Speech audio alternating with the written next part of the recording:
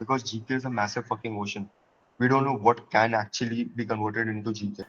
तो अभी जीके का जैसे बहुत सारे टॉपिक्स ये लोग बोल रहे हैं कि अभी तो जिसको पूछो उसका अलग पर्सपेक्टिव है एक टॉपिक को लेके। अभी Okay. कोई बहुत ही ज्यादा स्टैटिक पढ़ता है, कोई उसकी पूरी हिस्ट्री पढ़ता है, कोई कुछ ही नहीं Hmm. पढ़ता, सिर्फ जो रिलेवेंट फैक्ट्स थे वही पढ़ता है। Yeah, तो yeah, अभी ये टाइम पे जीके को मतलब सारे टॉपिक्स कवर करना वो इम्पोर्टेंट है, या जो मेजर टॉपिक्स है जिसके बारे में थोड़ा सा ना न्यूज में भी चला है वो उतना yeah. करना Right. इम्पोर्टेंट है, या Hmm. जो रीडिंग सेक्शन है उसके कॉन्सेप्ट और क्लियर करना इम्पोर्टेंट है? तो मेरा ये मानना है आपको कि देखो जीके को ना दो तरीके होता है जीके को करने के। एक होता है मेमोराइजेशन, एक होता है हम्म। मेस्मराइजेशन। मेमोराइजेशन का मतलब होता है जब हम चीजों को याद कर रहे हैं, हम चीजों को रट रहे हैं। We are not suppose to do that with GK because GK is a massive fucking ocean. We don't know what can actually be converted into GK. अभी हम कॉल पे आधे घंटे से, मान लो हमारे कॉल पे रहते रहते कनाडा में किसी का मर्डर हो गया, तो ऑस्ट्रेलिया में किसी ने सुसाइड कर लिया, या रशिया में someone got rape. All these things can be converted down into a GK, which might get relevant for us. But the most important essence of GK preparation is what GK is actually relevant for our preparation. Because GK में तो हम दृष्टि आयोग से भी GK पढ़ सकते हैं, राइट? बट फिर ये वही है ना कि वो GK शायद से बहुत ही ज्यादा ओवरबर्ड नहीं है, it's not actually related with our preparation. So the most important thing is कि हमारे लिए कौन सी चीजें रेलेवेंट है। For that coaching institute what they usually do is कि to be on the safer side, वो तुम्हें 200-250 टॉपिक्स तो दे देते हैं मिनिमम।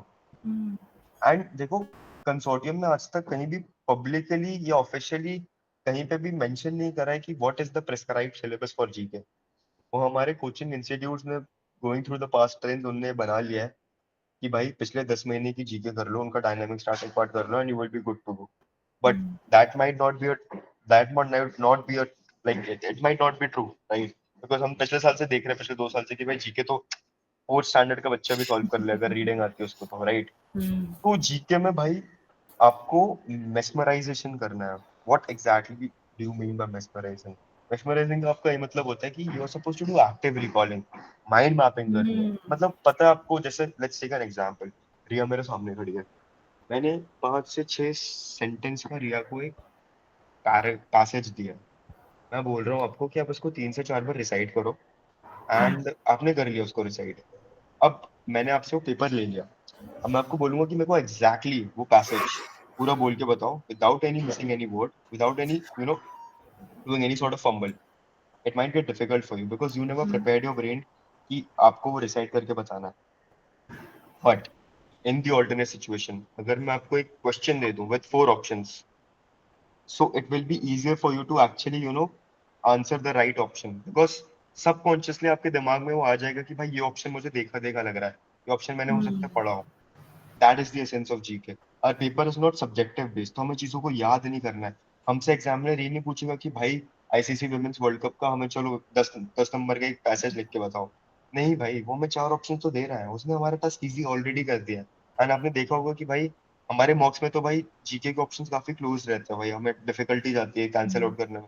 आप जब पीवाईक्यूज देखोगे यू विल रियलाइज कि भाई इनके ऑप्शंस बहुत डायरेक्ट रहते हैं. आप इजिली करेक्ट ऑप्शन को ढूंढ लोगे, आप इजिली 3 करेक्ट ऑप्शंस को फिल्टर आउट कर दोगे.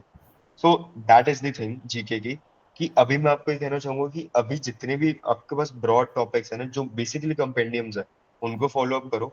सारे टॉपिक्स को मतलब एक एक दो दो पेज के रहता है. I know it's very boring पढ़ना, भाई उनको काफी बोरिंग का काम रहता है. बट बस आप उनको रीड करो, समझ रहे हो, with your open mind, with full sanity. ऐसा नहीं कि भाई नींद आ रही है, नींद में भड़क भड़क ये सब नहीं. Whenever you're feeling tired or fatigued, stressed out, always refer YouTube. YouTube is the best thing you can find out. YouTube or maybe chat है, ये भी बढ़िया है. Like you can just refer to these things. And देखो बहुत सारे coaching institute भाई one shot videos डालते हैं, मंथली राउंड अप्स डालते हैं, राइट, जीके मैराथन्स डालते हैं. 2x पे लगाओ वीडियोस को, कान में हेडफोन्स लगाओ, एयरपोर्ट्स लगाओ, व्हाटएवर, बस सुनते रहो. No note making, no nothing. It's all waste of time. बस आप समझो, सुनो. बिकॉज वो चीजें भी आपके दिमाग में सबकॉन्शियसली डेवलप होती रहेगी. इवन कि अभी 10 दिन बाद ही हमारा पेपर है, तो यू नो हम जितना जीके कंज्यूम कर सकते हैं, it's gonna be worth it. Because यही है कि भाई जीके इट्स ऑल अबाउट कि भाई आपको राइट मोमेंट में क्लिक कर जाना चाहिए कि भाई ये मैंने पढ़ा है, या आपके अंदर ना गट फीलिंग आनी चाहिए कि भाई मेरे को लग रहा है ये ऑप्शन होगा. That will be the most closest option. GK is all about that, right? Okay. तो जीके आप पढ़ो, और बाकी ऑब्वियसली जो रेलेवेंट जो टॉपिक बहुत हॉट टॉपिक्स है, या फिर जो रेलेवेंट टॉपिक्स है, उन पे थोड़ा आप ज्यादा स्ट्रेस डालो, है ना. वो मेरे हिसाब से 15-20 टॉपिक्स ही होंगे, उसमें से भी भाई 2-3 ही एक्सपेक्ट करना। और स्पोर्ट्स में ध्यान देना, स्पोर्ट्स रिलेटेड क्लासेस तो हर ही साल आ रहे हैं, 2-3 सालों से आ रहा है। हम्म। आईसीसी जैसे इस बार हम जीता है विमेंस वर्ल्ड कप, राइट, तो उस पे ध्यान देना स्पेसिफिकली तो आएगा। Chess but was the highlight of the year, I think. Chess, yes, so chess